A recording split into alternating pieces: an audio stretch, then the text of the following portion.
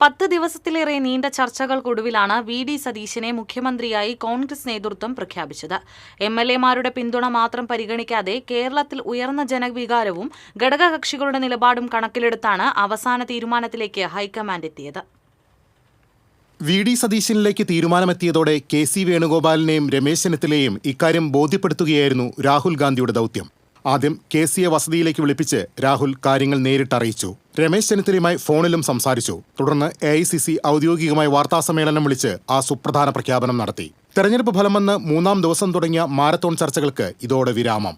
ആദ്യം എ.ഐ.സി.സി. നിരീക്ഷകരുടെ സാന്നിധ്യത്തിൽ കോൺഗ്രസ് നിയമസഭാ കക്ഷി യോഗം ചേർന്നാണ് മുഖ്യമന്ത്രിയെ നിശ്ചയിക്കുന്ന നടപടികൾക്ക് തുടക്കമിട്ടത്. നിരീക്ഷകരായ മുകുൾ വാസ്നിക്കും അജയ് മാക്കനും എം.എൽ.എമാരെ ഒറ്റയ്ക്കൊറ്റയ്ക്ക് കണ്ടും അഭിപ്രായങ്ങൾ തേടി.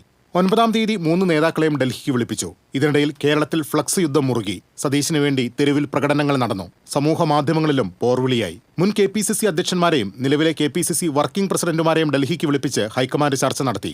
മുതിർന്ന നേതാവ് എ.കെ. ആന്റണിയുമായും ഘടകകക്ഷി നേതാക്കളുമായും സംസാരിച്ചു. ഒടുവിൽ 13-ന് വൈകിട്ട് രാഹുൽ ഗാന്ധി ഖർഗെ കൂടിക്കാഴ്ചയിലാണ് വി.ഡി. സതീശനെ മുഖ്യമന്ത്രിയെ നിശ്ചയിക്കാനുള്ള നിർണായക തീരുമാനമുണ്ടായത്. News desk, TCV.